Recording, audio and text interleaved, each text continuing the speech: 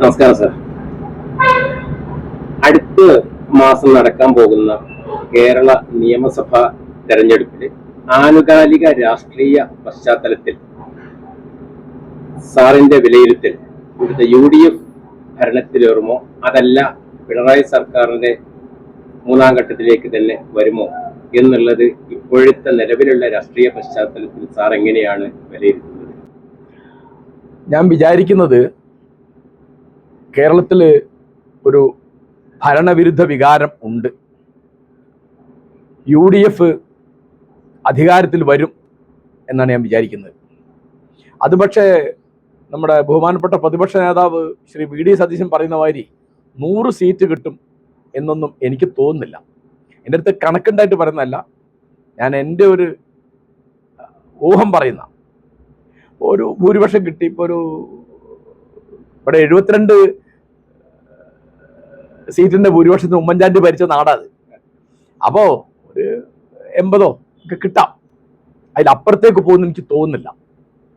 കാരണം അത് ഭരണവിരുദ്ധ വികാരം ഉള്ള മാതിരി തന്നെ UDFനകത്ത്, പ്രത്യേകിച്ച് കോൺഗ്രസിനകത്തെ ആഭ്യന്തര കലഹമുണ്ട്, തമ്മിത്തല്ല്. അത് കോൺഗ്രസിന്റെ ജന്മ സ്വഭാവമാണ്. അപ്പൊ അതുകൊണ്ട് പ്രതിപക്ഷ നേതാവ് വിചാരിക്കുന്ന അളവിലുള്ള, അല്ലെങ്കിൽ ഇപ്പൊ രമേശ് ചെന്നിത്തല വിചാരിക്കുന്ന അളവിലുള്ള ഭൂരിപക്ഷം കിട്ടുകയില്ലെങ്കിലും UDF അധികാരത്തിൽ വരും എന്നാണ് വിചാരിക്കുന്നത്. UDF അധികാരത്തിൽ വരണം എന്നാണ് എൻ്റെ വിചാരം. അത് UDF എല്ലാ തെറ്റുകുറ്റങ്ങളും മുക്തരായ ആൾക്കാരായിട്ടല്ല. കേരളത്തിന് നല്ലത് LDF UDF LDF UDF ഇങ്ങനെ മാറി മാറി കളിക്കുകയാണ്. പിന്നെ ആ മുന്നണികൾക്ക് നല്ലത് അങ്ങനെയാ. 5 കൊല്ലം ഭരിച്ചാൽ 5 കൊല്ലം പ്രതിപക്ഷത്തിരിക്കുക. കാരണം ജനങ്ങളാണ് മേലെ എന്ന് രണ്ടു കൂട്ടർക്കും ബോധ്യമാവാൻ നല്ലതാ. ഒരു ഭരണം ഇങ്ങനെ തുടർന്നാൽ അത് മറന്നുപോകും. എല്ലാവരും മറന്നു പോകുന്നില്ല. ജവഹർലാൽ നെഹ്റു 17 കൊല്ലം ഇന്ത്യൻ പ്രധാനമന്ത്രിയായിരുന്നു. അദ്ദേഹം മറന്നു പോകാത്ത ഒരാളാണ്. അങ്ങനത്തെ ആൾക്കാരാണെങ്കിൽ കുഴപ്പമില്ല. പിന്നെ അക്കാലത്തെ രാഷ്ട്രീയം ഇക്കാലത്തെ രാഷ്ട്രീയം തമ്മിൽ വലിയ വ്യത്യാസമുണ്ട്. അപ്പോൾ ഇപ്പോൾ തീർച്ചയായിട്ടും മൂന്നാം പിണറായി സർക്കാർ വരരുത് എന്നും UDF അധികാരത്തിൽ വരണമെന്നും വിചാരിക്കുന്ന ഒരാളാണ് ഞാൻ. ഈ അധികാരത്തിൽ വരാൻ യോഗം ഉണ്ടെങ്കിൽ 5 കൊല്ലം കഴിഞ്ഞാൽ വീണ്ടും LDF വരണം എന്നാണ് എൻ്റെ അഭിപ്രായം. എന്താ കാരണം? മറ്റേ ഇവര് വടക്കാവും. അപ്പോഴേക്ക് ഇവര് വടക്കാവും. അതാ സാറ് പറഞ്ഞതുപോലെ UDF വരണം എന്നുള്ള ആ വിചാരം, അതുപോലെ തന്നെ UDFന്റെ പ്രതീക്ഷയ്ക്ക് കുറച്ചുകൂടി ആക്കം കൂട്ടുന്നതല്ലേ ഇപ്പൊ CPM-ൽ സംഭവിച്ചിരിക്കുന്ന, അടുത്ത കാലത്ത് സംഭവിച്ചിരിക്കുന്ന കുറെ പ്രശ്നങ്ങളുണ്ടല്ലോ, പല ഉന്നതരായിട്ടുള്ളവരുടെ രാജി കാര്യങ്ങൾ, ഇതെല്ലാം തന്നെ ഒന്നുകൂടി UDFന്റെ പ്രതീക്ഷയ്ക്ക് ആക്കം കൂട്ടുന്നതല്ലേ? ഇപ്പോ നിങ്ങൾ ഉദ്ദേശിക്കുന്നത് ഇപ്പൊ G സുധാകരന്റെ പ്രശ്നം, അല്ലെങ്കിൽ കുഞ്ഞികൃഷ്ണന്റെ പ്രശ്നം, അല്ലെങ്കിൽ TK ഗോവിന്ദന്റെ പ്രശ്നം, അല്ലെങ്കിൽ ഇപ്പൊ നേരത്തെ രാജേന്ദ്രൻ BJP പോയ പ്രശ്നം, ഇത്തരം പ്രശ്നങ്ങളൊക്കെ പുറത്തുണ്ട്. അതിപ്പോ സുധാകരൻ അദ്ദേഹം ചെയ്ത് വലിയ മര്യാദകേടാ. അദ്ദേഹം കേരളത്തിലെ കോൺഗ്രസിന്റെ സമുന്നതനായ നേതാവാണ്. 3 വട്ടം MP ആയ ആളാണ്. അദ്ദേഹത്തിന് 2024 കണ്ണൂർ ലോക്സഭാ മണ്ഡലത്തിൽ മത്സരിക്കും. അറിയില്ലേ, 2 കൊല്ലം കഴിഞ്ഞാൽ നിയമസഭ ഇലക്ഷൻ വരുന്നുണ്ട്. അന്ന് അദ്ദേഹത്തിന് നിൽക്കേണ്ട ആവശ്യമില്ലല്ലോ. അപ്പൊ അത്ര ഉത്തരവാദിത്തമില്ലാതെ ഇവരെ പോലത്തെ വലിയ ആൾക്കാർ പെരുമാറുകയാണ്. പിന്നെ തീർച്ചയായിട്ടും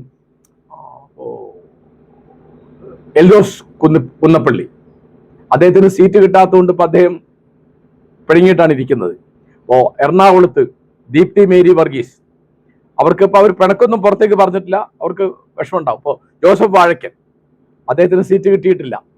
പിന്നെ ലീഗിലാണെങ്കിൽ പതിവില്ലാതെ അബ്ദുറഹ്മാൻ രണ്ടത്താണി, നൂർബിന റഷീദ് തുടങ്ങിയ ആൾ ലീഗിൽ ഒരിക്കലും അങ്ങനെ ഉണ്ടായിട്ടില്ല. അവർക്ക് രംഗത്ത് വരികയാണ്. അപ്പൊ ആ തരം പ്രശ്നങ്ങൾ ഒരു ഭാഗത്ത് മാത്രമല്ല, എല്ലാ ഭാഗത്തും ഉണ്ട്. ഇപ്പോൾ CPIയുടെ MLA ആയിരിക്കുമ്പോഴാണ് അദ്ദേഹം മുകുന്ദൻ BJPയിലേക്ക് പോകുന്നത്. എന്ത് വിചിത്രാന്ന് ആലോചിച്ച് നോക്കൂ. അപ്പൊ ഇവിടെ ഇപ്പൊ എന്താന്ന് വെച്ചാല് ജനങ്ങളുടെ പ്രശ്നങ്ങൾ എന്താണ്, ജനാധിപത്യത്തിന്റെ പ്രശ്നങ്ങൾ എന്താണ്, ഇവിടുത്തെ നാട്ടിലെ കാര്യങ്ങൾ എന്താണ്, ഇതിനേക്കാളൊക്കെ പ്രധാനം എല്ലാ പാർട്ടിയിലും എനിക്ക് MLA ആവണം, എനിക്ക് മന്ത്രി ആവണം, എനിക്ക് മുഖ്യമന്ത്രി ആവണം, എനിക്ക് ആഭ്യന്തര വകുപ്പ് മന്ത്രി ആവണം. ഇപ്പൊ അടൂർ പ്രകാശിന് പറയാൻ നിവൃത്തിയില്ലാത്തതുകൊണ്ടാണല്ലോ പറയാതെ പോയത്. അടൂർ പ്രകാശിന് എന്താ വേണ്ടത്? എന്റെ കണക്കിൽ അദ്ദേഹത്തിന് എക്സൈസ് വകുപ്പ് മന്ത്രി ആവണം. സുധാകരൻ എന്താ വേണ്ടത്? അദ്ദേഹത്തിന് ഒന്നുകിൽ മുഖ്യമന്ത്രി ആവണം, ചുരുങ്ങിയത് ആഭ്യന്തര വകുപ്പ് മന്ത്രിയെങ്കിലും ആവണം. ഇതാണല്ലോ മനസ്സിലിരിപ്പ്. അപ്പൊ ഇത് ശരിയല്ല.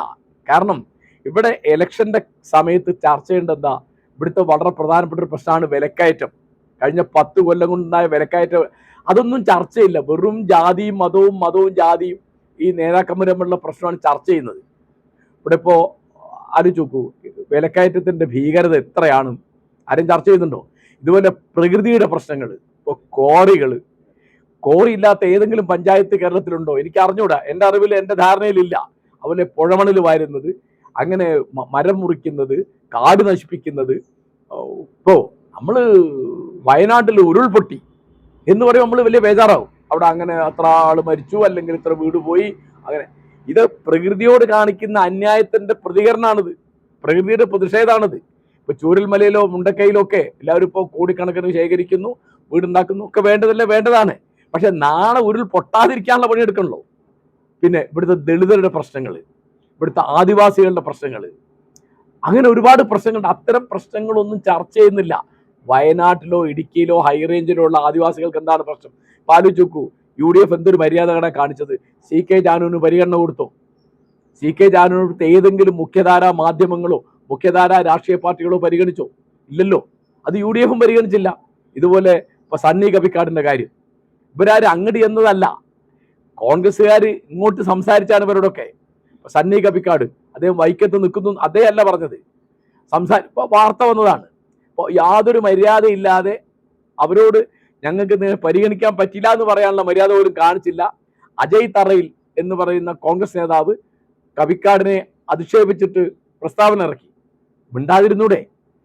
നിങ്ങൾക്ക് ദളിതരുടെയോ ആദിവാസികളുടെയോ വോട്ട് വേണ്ട, അതാണല്ലോ പ്രശ്നം. കാരണം അവർക്കിപ്പോൾ ഏതെങ്കിലും ഒരു നിയമസഭാ മണ്ഡലത്തിൽ ഒരാളെ ജയിപ്പിക്കാനോ തോൽപ്പിക്കാനോ ഉള്ള വോട്ടില്ല. അവര് പലയിടത്താരും ചെതിറിക്കെടുക്കാണ് ദളിതരുടെ ആദിവാസികളുടെ ഒക്കെ വോട്ട്. ഏതെങ്കിലും ഒരു മണ്ഡലത്തിൽ ജയിപ്പിക്കാനോ തോൽപ്പിക്കാനോ എങ്ങനെ പറയില്ല? അപ്പൊ അജയ് തറയില പറയേണ്ട ഒരു ആവശ്യമില്ലല്ലോ. ഉണ്ടോ? ഒരു കാര്യമില്ല, മിണ്ടായിരുന്നാ പോരെ. അജയ് തറലിനോട് ആരും ചോദിച്ചിട്ടില്ലല്ലോ. അതൊക്കെ ധിക്കാരം കൊണ്ട് പറയുന്നതാണല്ലോ. ഞാൻ ഭരണം കിട്ടാതെ തന്നെ എത്ര ധിക്കാരുണ്ട്. ഇപ്പൊ ഭരണം കിട്ടിയ എന്തായിരിക്കും സ്ഥിതി? ഈ തരത്തില് ഇപ്പോ ആര് ചോക്കുമ്പോ UDF ചെയ്ത ഒരു കാര്യം, ഇപ്പോ എൽദോസ് കുന്നപ്പള്ളിക്ക് ടിക്കറ്റ് ഇല്ല, പക്ഷെ M വിൻസെന്റിന്, Kovalam MLA M Vincent ticket ഉണ്ട്. ഇതേ ആരോപണം ഉണ്ടായ ഷൊർണൂർ MLA ആയിരുന്ന PK ശശി ഇപ്പോ ഇവര് പിന്തുണ കൊടുക്കുന്നുണ്ട്. PK ശശിക്കെതിരായിട്ട് ഇതേ ആരോപണം ഉണ്ട്. ആലോചിച്ച് നോക്കൂ. അപ്പൊ ഈ തരത്തിൽ വർത്തമാനം പറയുമ്പോൾ അത്തരം പരിമിതികളെ പറ്റി ആലോചിക്കണം. പിന്നെ തീർച്ചയായിട്ടും ജമാഅത്തെ ഇസ്ലാമി ഒരിക്കലും കൂടെ കൂട്ടാൻ പറ്റാത്തൊരു പ്രസ്ഥാനമാണ്. അവര് വോട്ട് ചെയ്യുന്നത് ചെയ്തോട്ടെ എന്ന് പറഞ്ഞാൽ മതി. അതിന് പകരം പറഞ്ഞത് എന്താണ്? അവർക്ക് മതരാഷ്ട്രവാദം ഇല്ല. മതരാഷ്ട്രവാദം അല്ലേ ഇവര് ജമാഅത്ത് ഇസ്ലാമി ഇല്ലല്ലോ, അവർക്ക് മതരാഷ്ട്രവാദം ഉണ്ട്. അവരിപ്പോ UDFന്റെ ഭാഗമല്ല, അത് സത്യമാണ്. UDFന്റെ അസോസിയേറ്റ് മെമ്പർഷിപ്പ് പോലും അവർക്ക് കൊടുത്തിട്ടില്ല, അതും സത്യമാണ്. പക്ഷെ അവർക്ക് മതരാഷ്ട്രവാദം ഇല്ല എന്ന് പറഞ്ഞാൽ സത്യമല്ല. മതരാഷ്ട്രവാദം ഉണ്ട്. മതരാഷ്ട്രവാദം ഉണ്ടാകാനാണ് ജമാഅത്ത് ഇസ്ലാമി ഉണ്ടായത്. അതൊക്കെ അപ്പുറത്തെ ആളിൽ ഉപയോഗിക്കും. BJP അത് ഉപയോഗിക്കും, പിന്നെ LDF അത് ഉപയോഗിക്കും. കൂടുതൽ ഇത്തരം പ്രശ്നങ്ങളൊക്കെ നാട് കൂടുതൽ വർഗീയവൽക്കരിക്കപ്പെടാനാണ് സാഹചര്യം ഉണ്ടാക്കുക. ഇലക്ഷൻ കഴിഞ്ഞാലും കേരളം ബാക്കി ഉണ്ടാവുമല്ലോ, നമുക്കിവിടെ ജീവിക്കണമല്ലോ. ഇവിടെ ഇപ്പോൾ ആരെയും ഒരാൾ ജയിക്കും. അപ്പോൾ എനിക്കുള്ള ഒരു വലിയ മനപ്രയാസം എന്താണെന്ന് വെച്ചാൽ BJP ഈ ഇലക്ഷനിൽ വളരെയധികം ബലപ്പെടും. എന്താ കാരണം വെച്ചാൽ, ഒന്നാമത്തെ കാര്യം, ഏറ്റവും അവസാനത്തെ ആ ശബരിമലയിലെ സ്വർണ്ണക്കൊള്ള, അതിന്റെ തൊണ്ടി മുതൽ കിട്ടിയിട്ടില്ല. അതില് അറസ്റ്റ് ചെയ്ത പ്രതികളൊക്കെ പുറത്തേക്ക് പോയി. അവിടെ കോടതിയിൽ കുറ്റപത്രം കൊടുക്കാൻ വൈകുകയാണ്.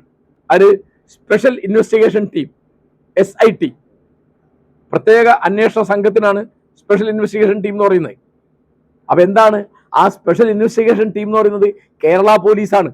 അത് പുറത്തുനിന്നാരും വന്നതല്ല. ആ കേരള പോലീസ് എന്തുകൊണ്ടാണ് 90 ദിവസമായാൽ കുറ്റപത്രം കൊടുത്തില്ലെങ്കിൽ പ്രതികൾക്ക് സ്വാഭാവിക ജാമ്യം കിട്ടും? ജാമ്യം കിട്ടി എല്ലാവരും പുറത്തേക്ക് പോയി.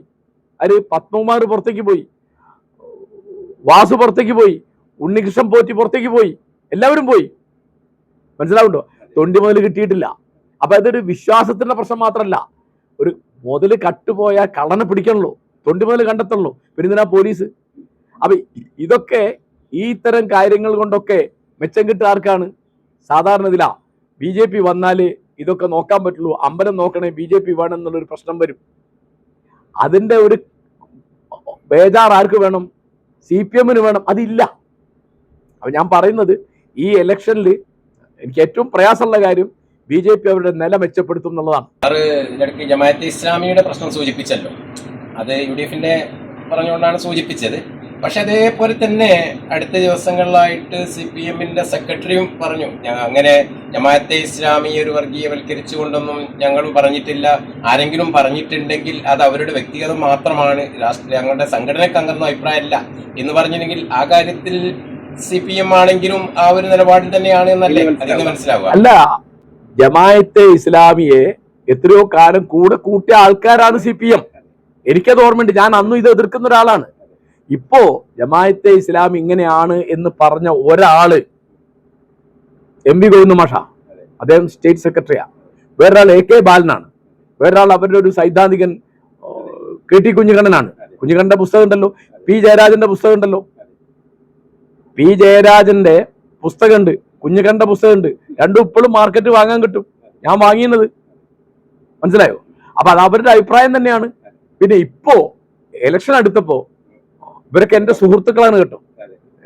MA ബേബി ഇപ്പോ ഒന്ന് മയപ്പെടുത്താൻ വേണ്ടി പറയാണ്. എന്താണ് ഇപ്പോ അവരുടെ ചാനല് മീഡിയ വൺ വിഷമാണ് എന്ന് പറഞ്ഞ ആരാ? ഗോവിന്ദ മാഷ. അന്നിപ്പോ ജമാഅത്ത് ഇസ്ലാമിക്കാർ മറക്കൂല, ഞാൻ മറന്നിട്ടില്ല. അപ്പൊ ഇത് മറപ്പിച്ച് കളയാൻ പറ്റും. അപ്പോ ജമാഅത്തെ ഇസ്ലാമിയെ പറ്റി ഇങ്ങനെ സംസാരിക്കാനുള്ള അർഹത CPM-നുണ്ടോ? ഇല്ല. അതായത് 2003 ഇറാഖിലേക്ക് അമേരിക്ക കടന്നു കയറിയപ്പോ അമേരിക്കൻ വിരോധത്തിന്റെ പേരിൽ ഇവർ ഒന്നിച്ചതാ. സദ്ദാം ഹുസൈൻ വലിയ പ്രശ്നമായിരുന്നു. സദ്ദാം ഹുസൈന്റെ ചരിത്രം എന്താണ്? അദ്ദേഹം ഇറാഖില് പട്ടാളക്കാരനാണ്, രാഷ്ട്രീയ നേതാവാണ്, പിന്നെ സ്വേച്ഛാധിപതിയാണ്, വെറും നേതാവല്ല, പട്ടാളക്കാരനുമാണ്. അദ്ദേഹം അവിടെ എന്താ ചെയ്തത്? അവിടെ ആദ്യം തന്നെ അദ്ദേഹം കമ്മ്യൂണിസ്റ്റുകാരെ മുഴുവൻ ഒതുക്കി, പലരെയും നാട് കടത്തി, പലരെയും കൊന്നു, പലരെയും ജയിലിലിട്ടു, ആ പ്രശ്നം തീർത്തു. ഇസ്ലാമിസ്റ്റുകളെ എങ്ങനെ ചെയ്തു? ഈ ഇസ്ലാമിസ്റ്റുകളും ഈ കമ്മ്യൂണിസ്റ്റുകാരാണ് കേരളത്തിൽ സദ്ദാം ഹുസൈന്റെ പേരിൽ ഒരുമിക്കുന്നത്. ഒരു മറ കിട്ടി. എത്ര കൊല്ലം? ചുരുങ്ങിയ 10 കൊല്ലം. സദ്ദാം ഹുസൈനെ തൂക്കിക്കൊന്ന വകയിൽ ലോകത്താകെ ഒരു ഹർത്താൽ നടത്തിയ കേരളത്തിലാണ് CPM നടത്തിയത്. അതൊക്കെ മതവികാരം ഉപയോഗിക്കലാണ്. ജമാഅത്തുകാർ ഉപയോഗിച്ചിട്ടൊക്കെ ചെയ്തത്, മനസ്സിലായോ? ജമാഅത്തുകാർ ഇത് മറന്നു. എന്താണ്? കേരള രാഷ്ട്രീയത്തിൽ അവർക്കൊരു മേൽവാസം കിട്ടാൻ വേണ്ടി. ഇപ്പോ ജമാഅത്തിന് ഇല്ലാത്ത വലുപ്പൊക്കെ പറയാണ് ഗോവിന്ദ മാഷ്. അത്രയും ജമാഅത്തിന് വോട്ടില്ല. കേരളത്തിൽ 1000-ഓളം പഞ്ചായത്തുണ്ട്. ഒരു പഞ്ചായത്ത് പോലും ജമാഅത്ത് ഇസ്ലാമി ഭരിക്കുന്നില്ല. ഇപ്പൊ ഇവിടെ മുക്കം മുനിസിപ്പാലിറ്റിയിൽ 3-4 സീറ്റ് ഉണ്ട്, അല്ലെങ്കിൽ കാരശ്ശേരി പഞ്ചായത്തിൽ ഒരു സീറ്റ് ഉണ്ടാവും. അങ്ങനെ വേറെ അവരിങ്ങനെ എവിടെ ഇല്ല. അവരുടെ ദൃശ്യത എന്തുകൊണ്ടാണ്? അവർക്കൊരു മീഡിയ വൺ എന്നൊരു ചാനലുണ്ട്, അവർക്ക് മാധ്യമം എന്നൊരു പത്രമുണ്ട്, മാധ്യമം എന്നൊരു വീക്കിലി ഉണ്ട്, IPH ഇസ്ലാമിക് പബ്ലിഷിംഗ് ഹൗസ് എന്ന് പറഞ്ഞൊരു പ്രസിദ്ധീകരണ സ്ഥാപനമുണ്ട്. പിന്നെ അവരുടെ ആളുകൾക്ക് ഇതൊക്കെ പറയാനും അവതരിപ്പിക്കാനൊക്കെ പ്രാപ്തി കൂടുതലുണ്ട്. അതുകൊണ്ട് അവരുടെ ദൃശ്യത വളരെ കൂടുതലാണ്. അപ്പോൾ അവരുടെ ഒരു സൈദ്ധാന്തികയിൽ പ്രധാനിയാണ് ഷെയ്ഖ് മുഹമ്മദ് കാരക്കുന്ന്. അദ്ദേഹം എപ്പോഴും മതരാഷ്ട്രവാദം ഉന്നയിക്കുന്ന ആളാണ്. ഇത് VD സതീശൻ പറഞ്ഞതിന് ശേഷവും അദ്ദേഹം അത് ഉന്നയിച്ചു.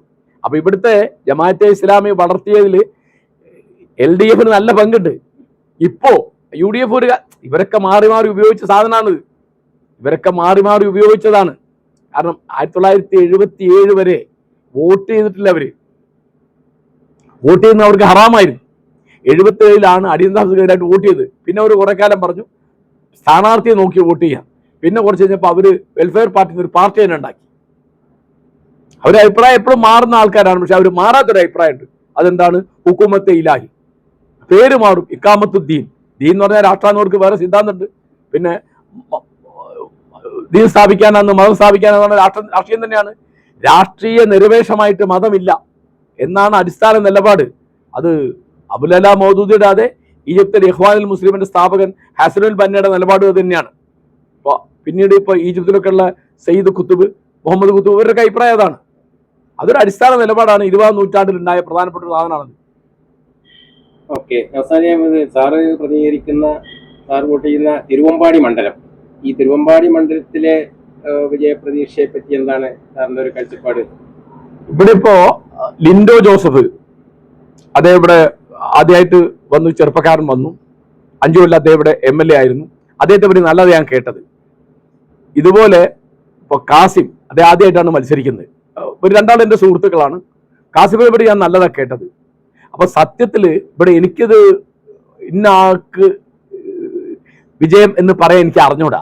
എന്താ കാരണം വെച്ചാല് ഇവിടെ നിർണായക വോട്ട് എന്ന് പറയുന്നതിൽ ഒരു പ്രധാന കാര്യം ഇവിടുത്തെ കുടിയേറ്റക്കാരാണ്.